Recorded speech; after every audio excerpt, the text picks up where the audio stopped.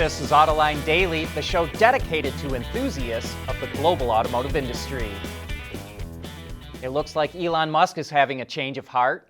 Tesla's CEO tweeted that he's inviting the UAW to hold a vote at Tesla's plant in California and said the company will do nothing to stop them.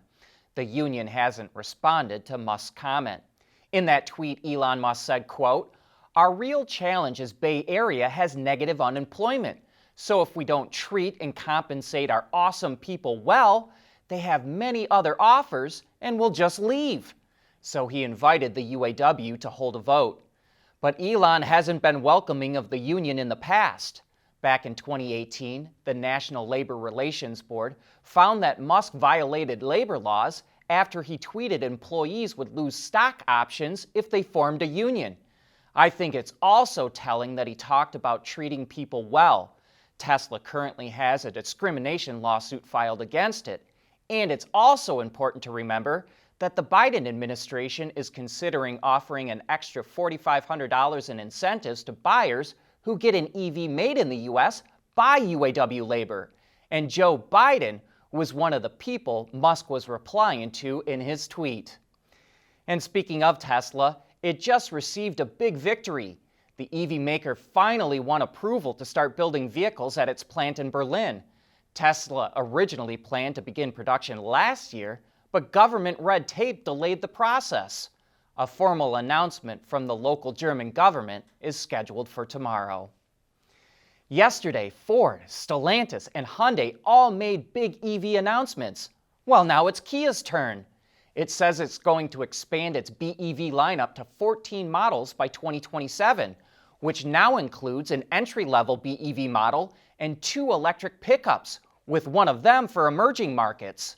Its flagship electric vehicle, the EV9, a large SUV that's around 5 meters or 16.5 feet long, is set to launch next year. It's said to have roughly 540 kilometers or 335 miles of range, will be able to do 0 to 100 kilometers an hour in 5 seconds, have OTA capability, in-car purchases for software functions, and level 3 autonomous driving. And no doubt Kia will leverage the same integrated modular architecture that Hyundai revealed yesterday for its future BEVs. In total, Kia says it plans to sell 1.2 million BEVs a year by 2030. And if you combine that with Hyundai's targets, the Hyundai Group will make over 3 million BEVs a year by the end of the decade. Despite fewer people driving, traffic deaths jumped in 2020. According to the National Highway Traffic Safety Administration, more than 38,800 people died in car crashes in 2020, up 7% from the year before, and the highest total in 13 years.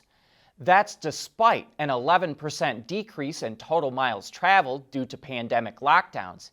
And even more counterintuitive, total crashes decreased 22% and injuries fell 17% in 2020.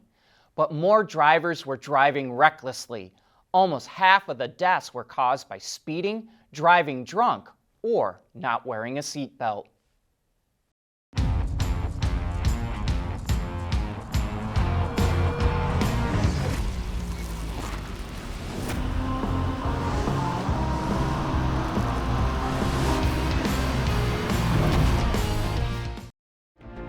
Mobility is becoming electric, connected, and autonomous, just like the manufacturing world. But will always be one thing: a reliable partner for our customers.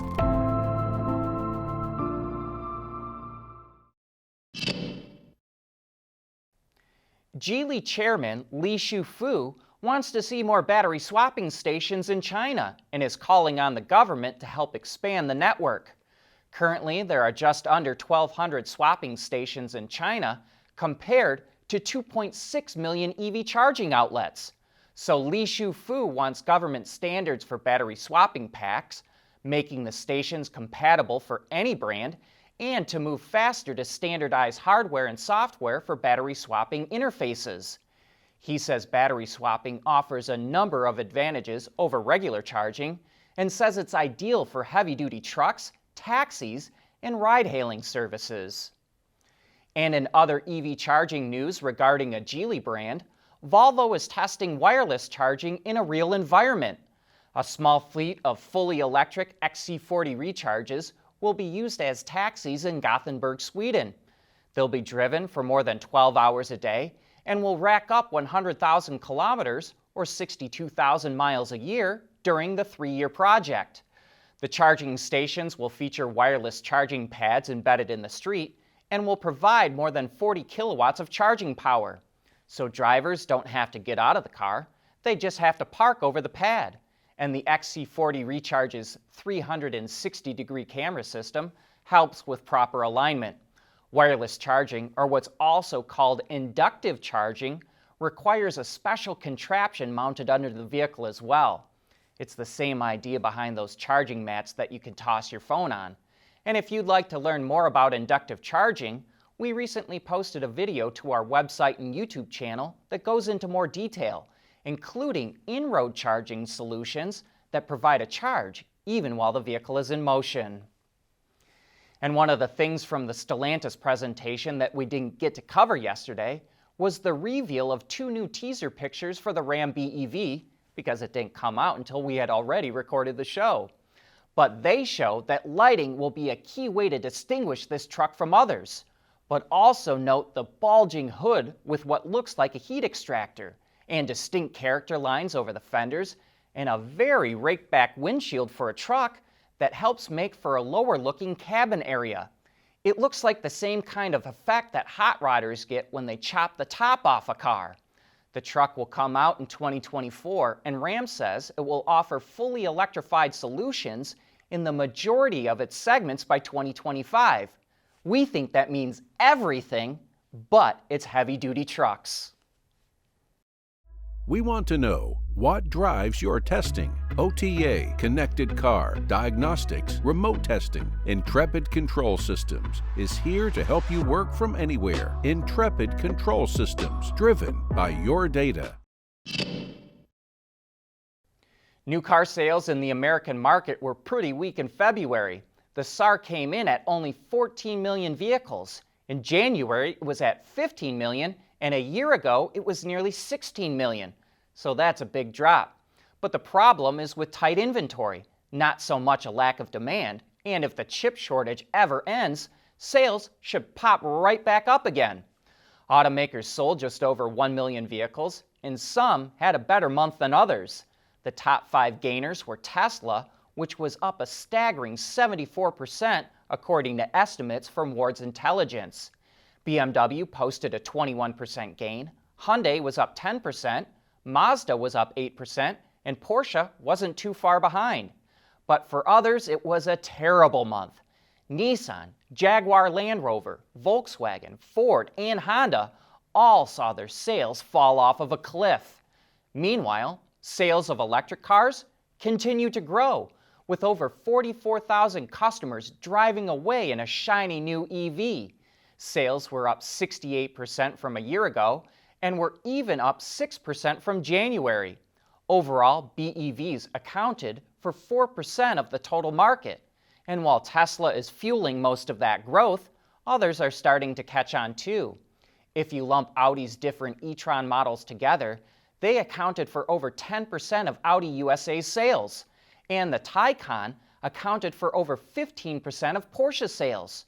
While that may not be a tipping point for those brands, it's only a matter of time before they hit it. Nissan is revamping the design of its entire lineup, from the new Z car to the electric Ariya. We thought it would be a good idea to hear firsthand how the company is changing its design. So we invited David Woodhouse to join us on Autoline After Hours this afternoon. He's the Vice President of Design for Nissan in the Americas, and many of you may remember he was previously the head of design at Lincoln, where he transformed the look of the luxury brand. Eric Noble from Car Lab will also be on the show, so join John and Gary as they give you access to the top people in the automotive industry. But that's a wrap for today's show. Thanks for joining us.